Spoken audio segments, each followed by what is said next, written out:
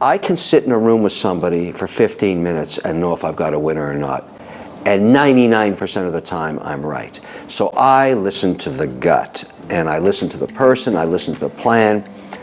I know it's going to work or it isn't. I just know. I'm that good. This episode is brought to you by AKA, a collection of luxury serviced residences specializing in longer stays in places like New York City, Los Angeles, Philadelphia, Washington, D.C., and London. It's nice to have a full-size kitchen, room to spread out and have our production meetings, with all the luxuries of a hotel and still feel the comforts of home. You gotta check them out. Hey, Mr. Wonderful here from Shark Tank. Yep, Kevin OLeary, and you're watching Behind the Brand with Bryan Elliott. Hey, I'm Bryan Elliott. Welcome to another edition of Behind the Brand. Today I'm here with the one and only Kevin OLeary. Kevin, welcome to the show. Great to be here, thank you. I usually ask my guests, how'd you get this job? Well, you know, life is serendipitous. I really believe that. And how the outcome occurs is, you know, everybody has a path in their career they plan on, but it generally doesn't work out that way. There's a series of events that happen to you along the way, and you don't know as they're happening because you only realize how important they were maybe a decade later when you realize it was a huge pivot point for you. Mine was when I was working in a summer job in college for a pet food company. And I had a German manager, a really interesting guy, and he taught me that most pet foods at that time were made from Sea of Japan tuna and chicken faces and beef lips and rendered, you know, protein using mango juice to crush it up. Sounds horrific, but those are two basic engines, and then they'd add some peas or, you know, some carrots, and they'd create cat food flavors. Decades later, when I was in the software industry, I realized that, you know, we were the leader in math and reading software, and here's where this story comes into play. All my competitors were spending a fortune building unique applications to advance reading and math scores. Those are the two big things you actually create software to advance if you're in education. And I thought to myself, that's crazy. This is really just Sea of Japan tuna and chicken faces. All we need are two engines, and we'll just add characters to them. And that was how the Learning Company became the largest software company in the world in reference in education. We sold it for $4.2 billion. But that manager gave me the idea to synergize around two development groups. So we'd buy a company, fire everybody, and just take the characters they had, and we'd cut our costs dramatically. You know, our costs of R&D were half the industries. Everybody was complaining, but how are we doing it? We're doing it because we understand that software is no different than cat food. That's amazing. It also sounds, and I want to dig deeper into this, like what you're good at. It sounds like you're really good at identifying patterns. It sounds like, you know, that was a model or a template that you used, but also pattern. Before you go into that, I want to go back in time a little bit to young Kev. Yeah. I want to talk about, you know, your early origins, you know, your influences. Like, what did you want to be when you grew up as a young kid? What were you thinking about? Well, when I was growing up, I was born from immigrants, an Irish and Lebanese, an Irish father, Lebanese mother. And by the time I hit 7, it was clear I had some really big problems in math and reading, going back to the education, because I had a really bad case of dyslexia. And so in those days, dyslexic, you know, outcomes were bad because you really fell behind in school. And they didn't really understand how it worked. And luckily, I was very fortunate. My mother was desperate. She was trying to find a solution for this because I was falling behind really quickly in those critical years in early school. And so she found this woman named Marjorie Golick, who had an experimental. Sam Rabinovich and Marjorie Golick were researchers. They're published all around the world now. But they basically thought they could take dyslexic children after school, maybe 12 or 18, and put them into an experimental program where they try and convince the kids that dyslexia is actually a superpower that other people don't have, so that your confidence really advances. And that's what they ended up doing with me. They said, look, do you know anybody else in your class that can read a book upside down in a mirror? No, you're the only guy that can do it. That's a power. They wish they could do it, they can't. And so that started giving me the confidence, because dyslexia doesn't really retard learning, it just makes the incumbent tools in schools useless to you. I mean, nobody gives you a book upside down in a mirror. You have to learn how to deal with what dyslexia does. And that, once I had that solved, it was a very interesting acceleration that occurred. And you find in business today all kinds of founders of companies, like the guy that founded JetBlue, a really bad case of dyslexia. I think it helps you think outside of the box. And I've always thought business is half creativity that comes from the chaos of the arts, and half the discipline of science. Business is binary. You either make money or you lose it. I think great CEOs, great entrepreneurs combine the chaos of art with the discipline of science. And I believe that to be the case, and I look for that in the people I invest in now. And I think that dyslexic, chaos for me was a pivotal point and a catalyst that I could build some of my, direction off. So were your parents really involved with giving you like some guidance, like you should go into law or you should go into, this or that? Did they give you specific directions? Not in those days. What happened is around that time, my father, who was only 37 years old, died. And so that was a very traumatic moment. And my mother remarried about 2 years later. And my new father was a completely different character than my biological one. He was finishing off his master's and then his PhD at the University of Illinois in Champaign-Urbana, and he joined the United Nations, and we started moving every 2 years to a different country. So I've lived in Cyprus, Cambodia, Tunisia, Ethiopia, Japan, England, Switzerland, every 24 months. I mean, I met, Pol Pot while he was a lieutenant for Sihanouk in Cambodia. I've met Haile Selassie and his lion cubs before he became a deity. These are just random outcomes in my life, but it's certainly later, as I always say, you don't know these things are happening to you, but they are for a reason. And it's made me a relatively successful international investor because I was able to see trends. I mean, I lived in Cambodia. I saw when the French and Germans were going into real estate there to follow them in. I knew exactly what the industries were in Ethiopia and what you should invest in. Cyprus, I already saw the banking system and the oil business growing there, and I was an investor there. So there's all kinds of cues you get from your youth that you should really apply to your business later. And that was a remarkable experience, and certainly he was a major influence in my life because when I graduated from high school, I wanted to be a photographer. And I was really into photography, and I had my own lab downstairs, and I was doing all the things I love to do. And he said, "You're not good enough. You're not good enough to be a photographer, and you'll starve to death. You should go to college and get a degree." And I listened to his advice because I thought he really understood. And I went on to do an MBA, which ended up being a very important tool for me later. But I went back into production. My first company was Special Event Television, which produced all of the programming for the East Coast hockey feeds. Bobby Orr and the Hockey Legend, Don Cherry's Grapevine.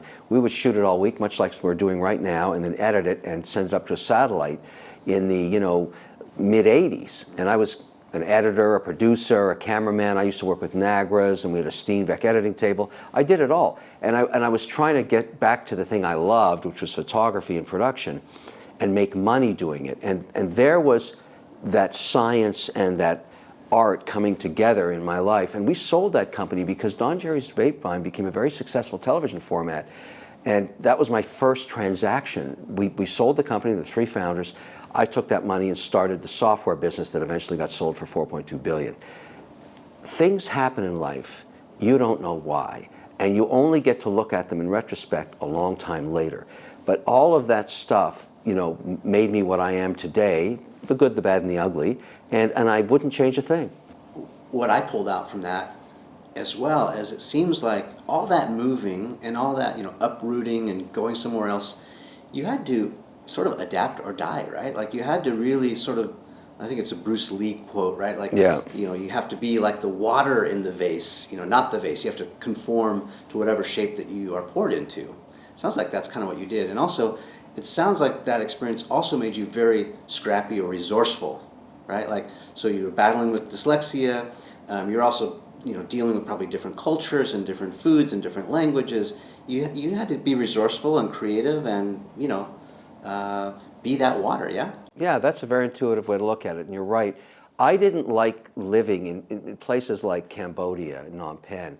I didn't want to be sequestered with the expats. That was not interesting for me. I wanted to live with the people, and we ended up with a couple of tutors. We used the Calvin system then, which is a system that is sort of a direct mail learning system, and better than nothing, right? Trying to stay advanced in high school years, but T. and Dang were a couple of people in my life then that very influential, and I had a French tutor, She was from France. She spoke a little English, and she tutored me, at home and in where we lived in Cambodia. And I slowly got immersed in that culture, which is a beautiful culture. Cambodian people are almost mystical, and they're beautiful. And I didn't want to hang out with everybody from Champaign-Urbana. I want to hang out with the Cambodians, and that's what happened. I took my kids back there a couple of years ago to show them where I grew up and to take them into the jungle and see how Cambodia works. And that's a unique experience for them. They were blown away. They'd never even thought about it. So to me, it's all those experiences, and I certainly in Cyprus hung out with Cypriots, In Ethiopia, the Ethiopians are the most remarkable people because you're living a mile high. They're very tall, they're very lanky, they're beautiful. They obviously win almost all the marathons they get involved in. So I got into that. I didn't have a bicycle, I rode a horse. I mean, at the first barbecue I ever did with my Ethiopian friends, the sky turned black with vultures. They'd never smelt burning meat before that way. We had 1,000 vultures circling. And I looked up and went, oh shit, what's happening here? And that was the kind of thing you learned. I was showing these guys, here's how you have a cookout. Here's a barbecue. And they said, we don't think it's a very good idea. And I think now, it's a great resource for me, as you say, in thinking about how to do things a little differently, particularly in global businesses. I'm involved in global financial services now. I just came back from Dubai last week in Manila. I feel very comfortable going to those countries. I've been there before. There's nothing new or mystical about it for me. And I think people feel that in you and they appreciate it. I would agree with that, and I think that's a really good lesson I want to just underscore for the people who are watching. I know a lot of them work internationally.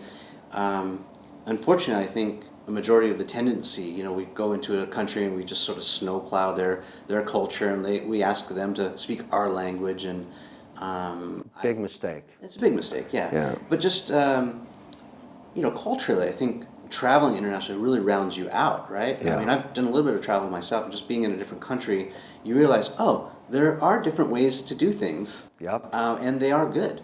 Yeah, and they also, if you respect their culture and you can make reference to your history, and they appreciate, when I go to Cyprus, people knew I went to the British school there, and then I went to the Cypriot school there, and I know the street names, and I know where Famagusta is and Kyrenia and the beaches and Troodos and all the places where the current population hangs out, and I've been going there for 30 years.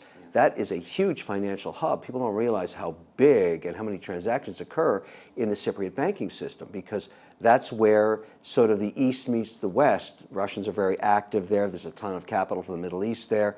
It's sort of like a neutral ground, but a very important place to have relationships. Yeah, another good lesson. I mean, when you show respect, you get respect, and I'm sure that's a big part of your success. I want to pivot a little bit and talk about how money has or has not changed you. Sure. My first lesson, which is, encrypted in my DNA now, was the idea of working for, pay.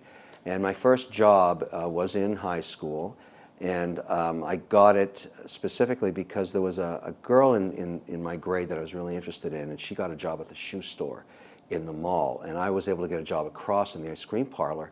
And my plan was, when the mall closed down, we could go out, and hang out together, which was a good plan.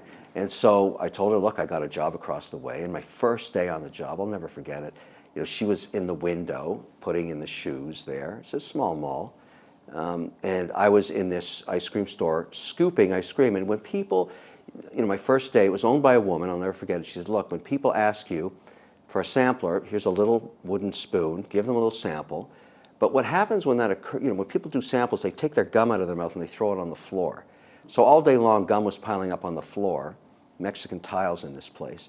So the first day is over, and she said, you did a great job. You sold $4,000 of ice cream, whatever it was. But now you've got to finish up, and you've got to take all the gum off the floor. Now, at that moment, the girl I was interested in was looking at me, waiting to see when I was going to walk out of the store. And I realized if I get down on my knees and scrape gum, I'm in trouble here. This is not a good look.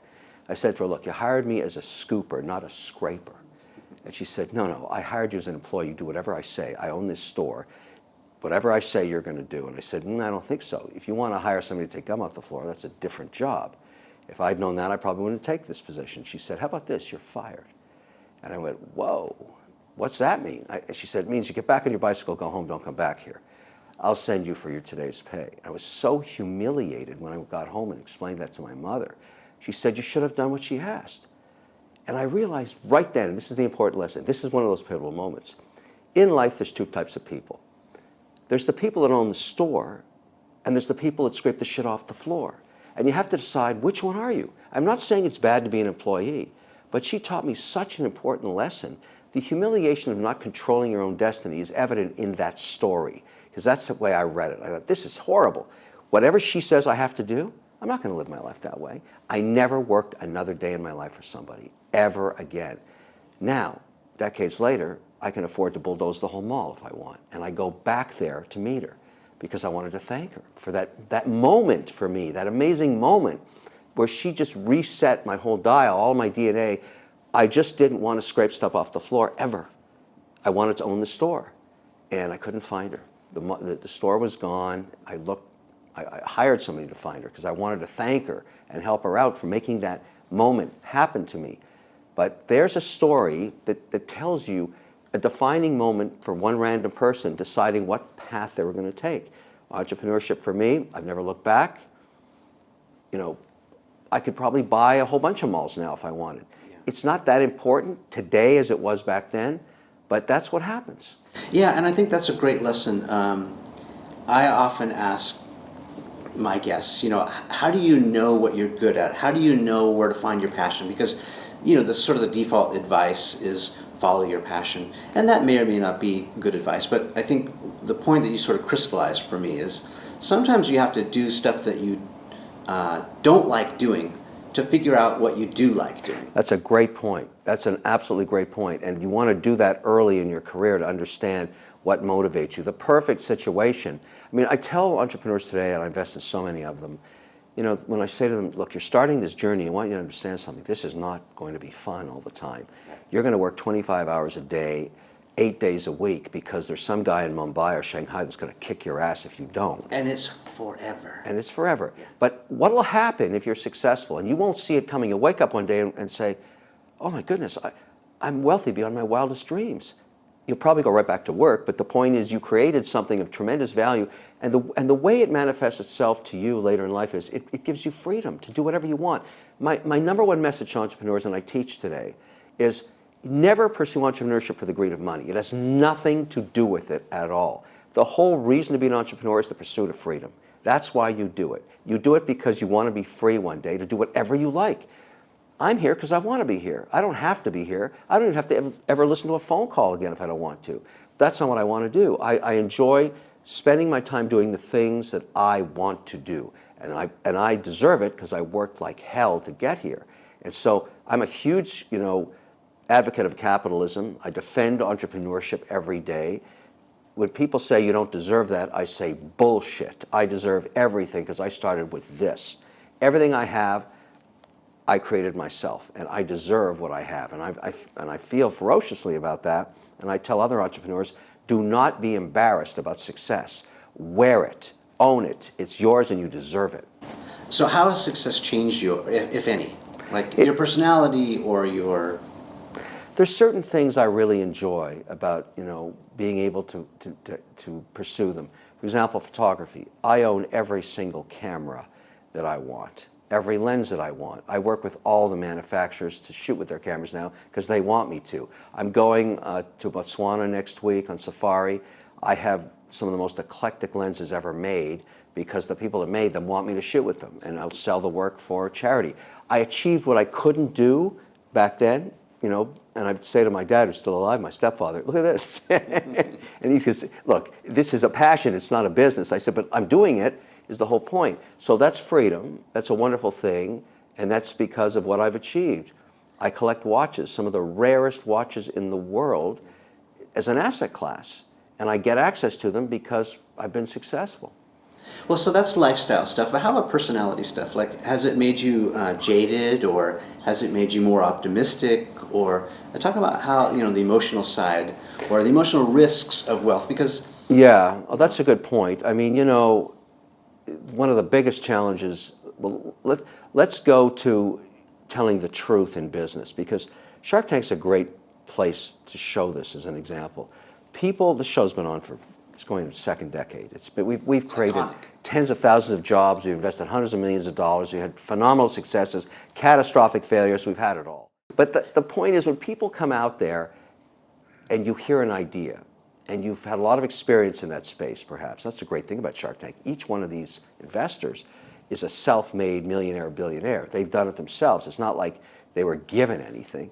And so you have to respect that opinion. This is like a venture capital firm on steroids.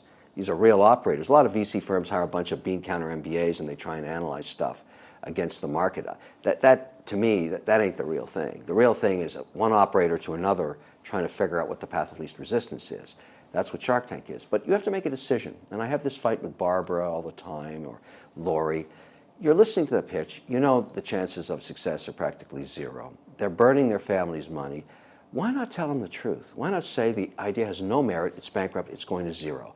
It doesn't mean you're a bad person, it just means the idea is bad. And maybe you want to take this life example that you've learned and try something else. You've made a mistake, that's okay. The sting of failure can be the greatest motivator for an entrepreneur. And, Barbara would say, I don't want to hurt their feelings. And I say, well, then you're just going to give them bullshit. You're going to lie to them, and that's disingenuous. You should burn in hell for that, Barbara. You, Lori, all of you. I'm the only one that tells the truth. And everybody says I'm the mean guy. I'm their best friend. I'm the only one telling the truth. And I'm never going to change on that. No good deed goes unpunished, right? Well, the point is, in business, it's binary. You either make money or lose it, right? And I say in a startup, if you can't make money within 3 years, it's just a hobby. It's not a business. It's going to go to zero. So what you're saying is, if we peel back some of these layers of the onion of Mr. Wonderful, I mean, this is at your core. Your intentions are great. You want to save them time and money, blood, sweat, tears. You have this experience, this hindsight, and you want to say, listen, I'm going to tell you right now, today, this is not working. Just cut bait and do something else. And it comes off as kind of being a hard ass or whatever, but at the heart of it, you're really trying to do them a solid. Well, I want every entrepreneur to be successful, but that's not going to happen. The truth is 8 out of 10 businesses fail in America within 3 years for one singular reason. They're never able to get their customer acquisition costs below the lifetime value. Fancy way of saying they blow their brains out advertising because they can't get traction. They can't get viral. They can't get people to their site or their business in an economic way. And I'd rather deal with that, and I want them to be successful, but the market's a very competitive place. The barriers to entry today's world economy are practically zero. And so you need a great idea, you need a certain type of motivation, you need a team most often that helps each other and augments the weaknesses or helps mitigate them. And I look at it that way, and I've got 39 portfolio companies, and any one day that phone's going to ring, and it will today sometime, with some euphoric outcome, something amazing happened to one of my companies, and some disaster is happening to another one. That happens every single day. That is the ebb and flow of life as an entrepreneur, and I'm used to it. But if you're just starting off, it's very hard to stomach. Yeah, and there's a lot of questions I want to ask within that. One of them is this burning question I always think about, which is, are entrepreneurs born, or is it something we can learn? And maybe frame or answer it in the context of, what do you look for, when someone goes on Shark Tank? Are you looking at that individual, their personality, or the way they present? And how are you sort of judging them, aside from the numbers? Let's talk about maybe the more touchy-feely or emotional intelligence side of things. I'm going to answer that by telling you a story from decades ago, and I think you'll understand the analogy.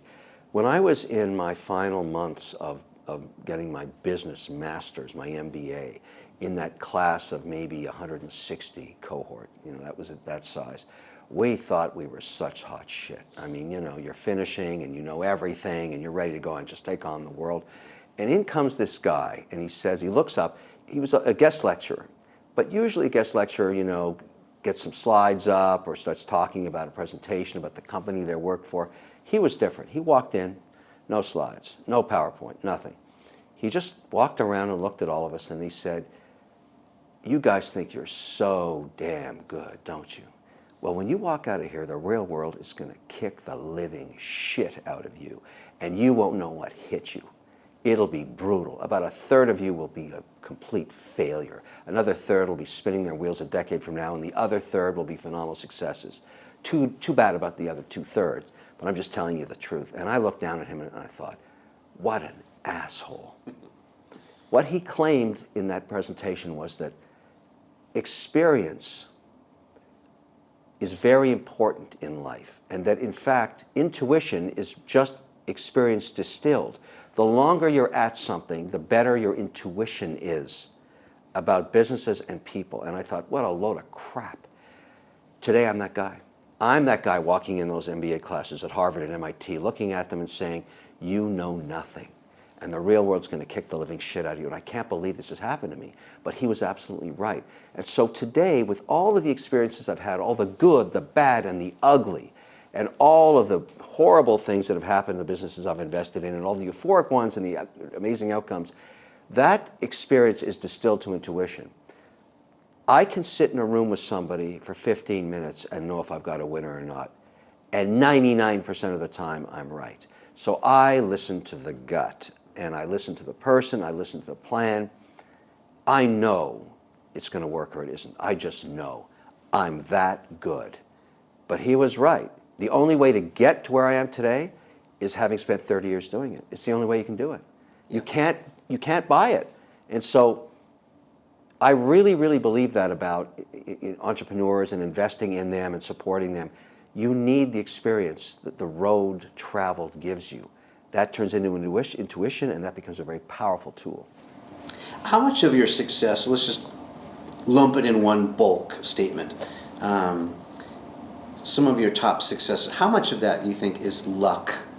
Now, you could say, I made my own luck, that's fair, and I think you're right, you do make your own luck. Yeah. But sometimes, come on, Mark Cuban, right place, right time, right, cashed out, that was lucky, don't you think? Timing.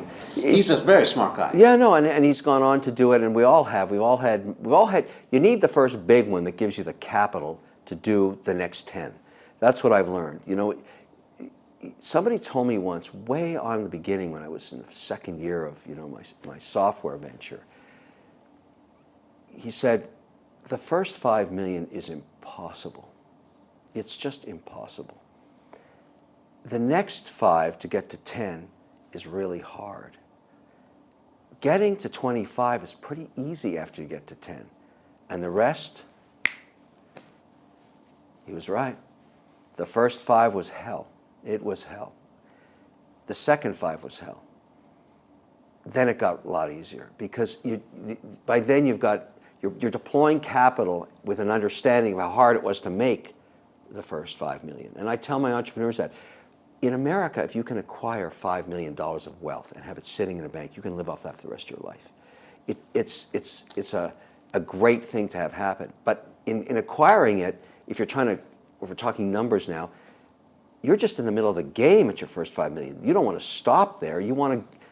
What it lets you do is take capital to invest in a whole lot of other ventures that you're maybe an operator in or maybe an investor in or both. And my path has been, the big exit of the learning company in Mattel. There were 9 of us. It was a $4.2 billion transaction. That set me up for a lot of different things, of which I had great successes and crazy failures, losing millions of dollars on some, making millions on others. And what I've learned goes back to what you just said, you need a little luck. So if you're going to have a portfolio, if you're going to be an investor like I am, you need a lot of companies because the ones you think are going to be your best winners never are. And the ones that you think are going to be dogs that maybe you're taking a huge risk and end up being fantastic successes. And the path that this occurs on is very serendipitous. Markets change, economics change, products change. Poo-poo happens. Mm-hmm. And the outcome of that is never known until you get to the end of the road. And so I consider myself a pretty good investor today. I have a very good track record. I use the intuition that I learned from that guest lecturer as my guiding light. I have a huge team that I work with that does all the due diligence. But ultimately, when I deploy the capital, it's just a gut feeling. And I say to the guys, okay, great analysis, great spreadsheets. I want to sleep on it. I do that every week. I mean, we're putting money to work all the time, whether it's a second or third round or a new deal. Sometimes it feels right, sometimes it doesn't. And when I have to tell an entrepreneur I'm not going to invest, and they say, why not? I've got a feeling. That's my answer. So I want to go back. I don't really feel like I got exactly the answer that I wanted out of you on the, sort of the emotional intelligence side. I want to, you talked about lifestyle and you talked about how your business transactions and your experiences have made you wiser and smarter, better investor, then you're more intuitive about what's going to be successful or not. But I want to know if money corrupts, right? Because I don't have $50 million sitting in my bank account, or even $10 million. Maybe someday, but I think a lot of people are curious about that, because I don't believe that money is the root of evil, right? I think that maybe if your only focus is on monetary things or whatever, that's where you start to get corrupted. But I want to talk about how the emotional side of success has affected you or not affected you, or how you've dealt with it. I'm sure it's something that you have evolved with or grappled with. Can you talk about that a little bit? It's a really good question, and I'm often asked about it. I go back when I had none, and back to when I was getting married. I couldn't afford a reception or a dinner for anybody. We had no money, we had nothing, and so. And I know, for certainty that this woman I've been with now for over 30 years knew she was buying into the hope and a promise that we'd figure this thing out, because we wanted to have some kids and they're expensive. But we had no money. And what I learned at that time, in terms of how it forms a person, the fear of failure, in my view, in the pursuit of any entrepreneur's path, is perhaps the most important motivator they've got. Because they start their journey saying, I'm going to quit the security of a salary. And I always tell my entrepreneurs, a salary is the drug they give you when they want you to forget about your dreams. Because it's very easy to stay in that world where somebody is mitigating your risk. You just have to perform certain tasks, do them well for a third of your day, and they will feed you a salary. And you don't have to think about anything else. And that, for a lot of people, works. And there's nothing wrong with that. It's very noble. Great employees are extremely valuable to build enterprises. But when you leave that path and you put at risk income that you need to eat with, you're going on a different journey. And that fear of failure is an extremely motivating factor. You ask any entrepreneur about the journey, and they're going to tell you the dark moments when they faced the abyss and they didn't know what was going to happen. And I think that gives a tremendous amount of emotional fiber to a person. And I think it manifests itself in a certain amount of confidence over time. But money can corrupt people if that's all they care about. I don't need more money. I need more time. And that's why I really care about how I spend my time. And the whole point is, when you look at your day, and this is how it manifests itself later in life, no matter what that bogey is for you. I don't know what amount people consider, enough. There's a point where you just can't even spend it. So it doesn't, because it's making more for you every day in interest and your other investments. But you start to ask yourself, the real benefit of having it is that you map out next week. I know what I'm doing next week. The schedule fills up, things get booked. I look at it on the calendar and I call back to the people that coordinate my week and places I'm going to be in. And I say, why am I going to be in Mumbai next week? What's the reason for that? And they tell me. Or Manila, or Dubai, or Geneva, whatever.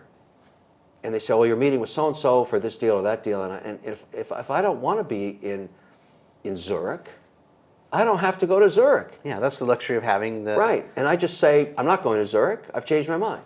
And to me, that's the 99% of why it's great to have your own financial independence, because that goes right back to the store when you're scraping the gum off the floor. There's nobody telling you have to be in Zurich. You don't have to be anywhere. You can be wherever you want. And that is why it's worth it, because that's a form of freedom that you can't get any other way. Yeah, well, you're preaching to the choir here, and I completely agree. That's why I jumped ship from my, corporate job at the studio 10 Well, plus you're years an ago. entrepreneur because you were personally motivated to stop living that way. Yeah, but can you talk about the dark side? Because I think there is a dark side. More money, more problems, right? Yeah. How does one? And I think maybe people watching will want to know, sort of like, how do we navigate those choppy waters? Because it's not so simple, right? When success starts to come, No. you start being less kind to the hospitality people or the person who brings you your food. Right. You used to be the bottle washer or the gum scraper, and now you're the owner. So like, how do you navigate around staying grounded, staying a human being, and not becoming such a rich jerk? That's a great question. Perhaps your best one of the day in some ways, because it's easy to slide into that rich jerk mode. The answer is you have to have respect for people, for their own talents, for who they are, what they do. The guy that delivers your breakfast in the morning, you should respect him like anybody, like Warren Buffett. It's this. It doesn't matter. He's a person. He's trying to do his job. She's trying to do her job. They deserve your respect. If you can't give them respect and you treat them without respect, you have become an asshole. And you deserve, in my view, the karma that comes with that. I believe there is karma. And I think if you're a real asshole, you're going to pay the price one day. That's why I have to give back. That's why I have to treat people with respect. And you have to remember that there's always a weighing in during your life. And karma is how that gets settled. The other big area that it manifests itself as a huge problem is in children. If you de-risk your children's lives, you are giving them a disease. So you're talking about kind of how Bill Gates and Warren Buffett deal with their children. They say, you get nothing. You're entitled to nothing. What is your outlook on the success you've had? Do your children feel entitled to it? Do they know they're getting something, nothing, or all of it? Well, here's the lesson I learned. When I was graduating from college, my mother said to me, I'm coming to the graduation. I've got the great news. I'm coming. I want to see this happen. But no more checks. That's it. I've paid from birth to last day of college. You're on your own. And I said, Mom, I don't have a job. I have no money. And she said, the dead bird under the nest never learns how to fly. And I said, Mom, that's a great poem, but I need some cash. And she said, no.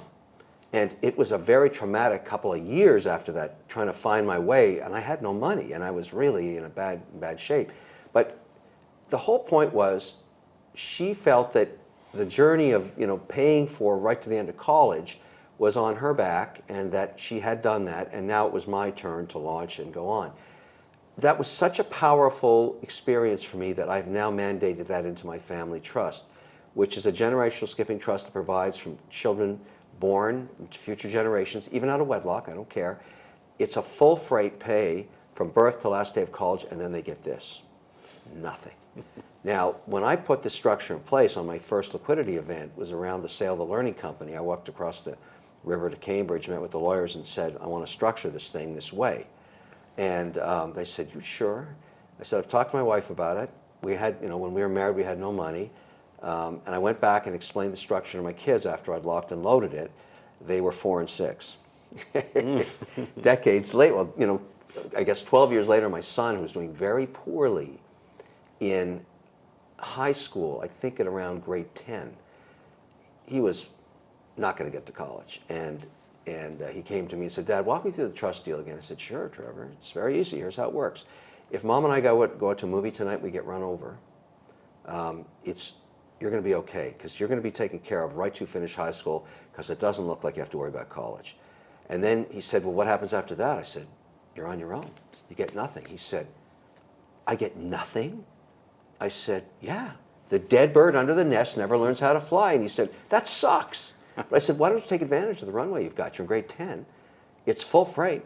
Now he's in third year electrical engineering. Maybe that was the night that it hit him, where the fear of the unknown, could be avoided by finding a path. And he's used it, and he's spent a lot of money getting his education. But I'm sure when he graduates, he'll have a job. And I told him, if you want to start a company, don't come to me. I'm expensive. I'll want a royalty. Go out there and raise some dough and come to me later for second round financing or something.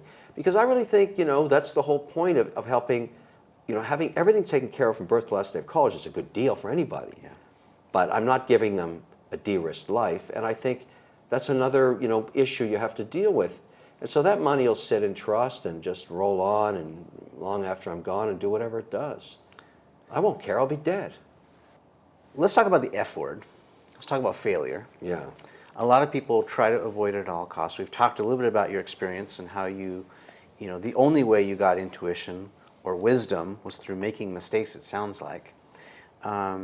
What can you identify as maybe one of your greatest failures that you got wrong in order to get something right? In other words, it was a huge lesson, a turning point.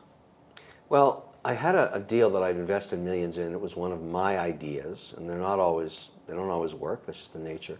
This had to do with multiplayer online gaming, and I won't mention which telco it was, but a very, very large telco I was dealing with at the CEO level, and we were going to roll this thing out. The great thing about having a big success is you get access to a lot of interesting entrepreneurs. They all return your call. And so I called up the head of the world's largest telco and said, look, I want to do this deal. Give me a team of engineers. I'll bring a team of entrepreneurs into play. I'll fund it. And I'll give you a third of the equity in it.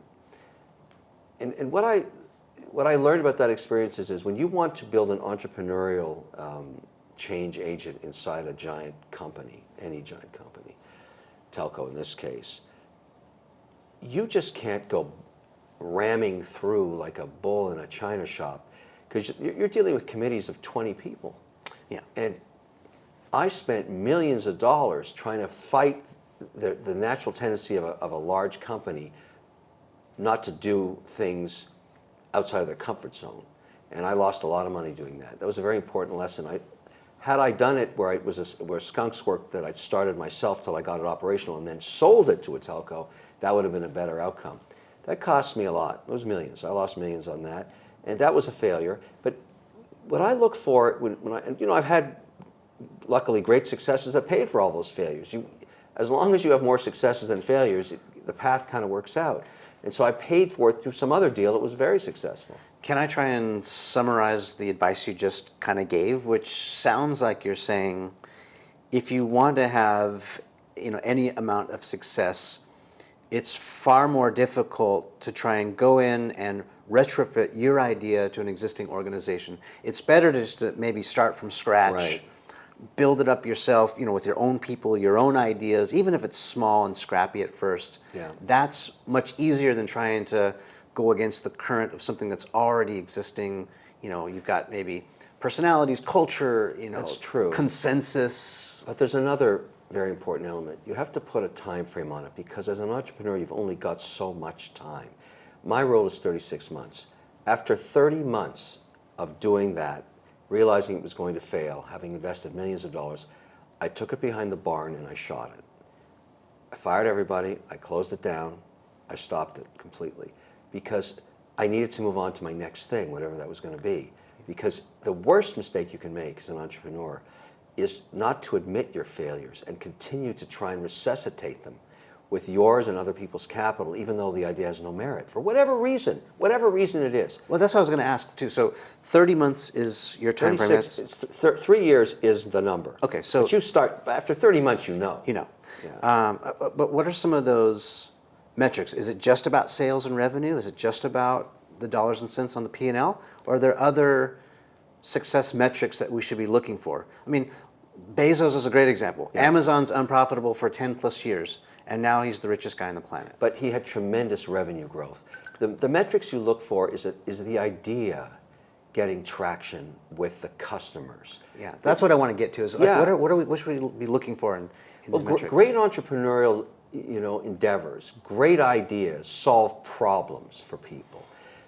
Bezos saves time. The reason I use his platform is to save time.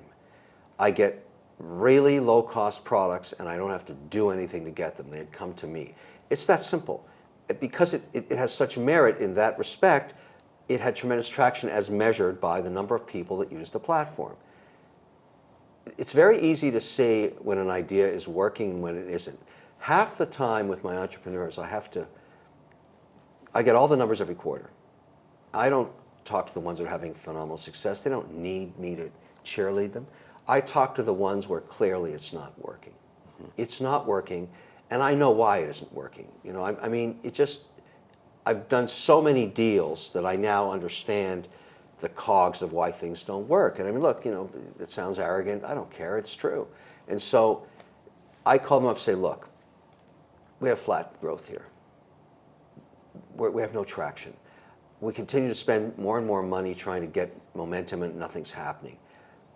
maybe people don't want this product or service.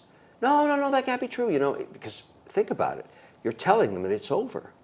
And the going concern tests that occur in the fourth quarter of every year is an option for me, the investor, if I have a controlled position through debt or equity, to basically take that idea behind the barn, shoot it, and let its DNA help the other, because it's a tax loss.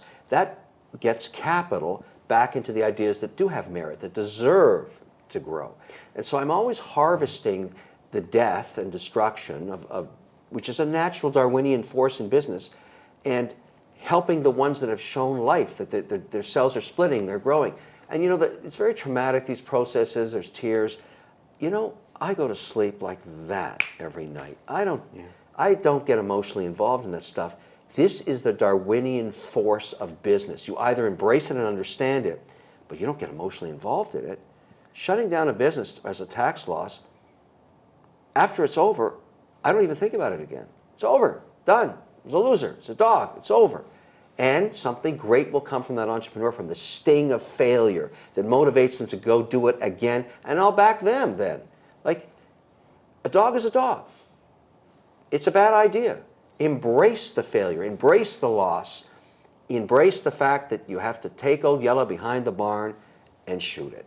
And I'm happy to shoot it with you, and then go to my cellar, get a $2,000 bottle of wine, drink it, and say, never think about that deal again. Only remember the lessons of why it failed. But you don't have to, you know, revel in the failure. You just got to get motivated by the sting of failure and go on and do something new. That's the lesson. And you know, people, oh my goodness, we can't let this die. It's been my dream forever. I don't give a shit. It's a loser. Don't get romantic about it. No, it's a dog. And it's, like, 80% of startups in America fail. What, are you going to cry about every one? You'd spend your whole day in tears. How often are you pivoting? You know, pivoting is kind of a buzzy word, but like, is it that binary? It's either live or die. Is there any pivoting happening? Oh yeah, you bring up a very interesting point about businesses that actually achieve success. Let's say, and I see this manifest itself in the $3 to $5 million revenue, which generally happens in a good idea in the second year. It's getting traction. Things are moving.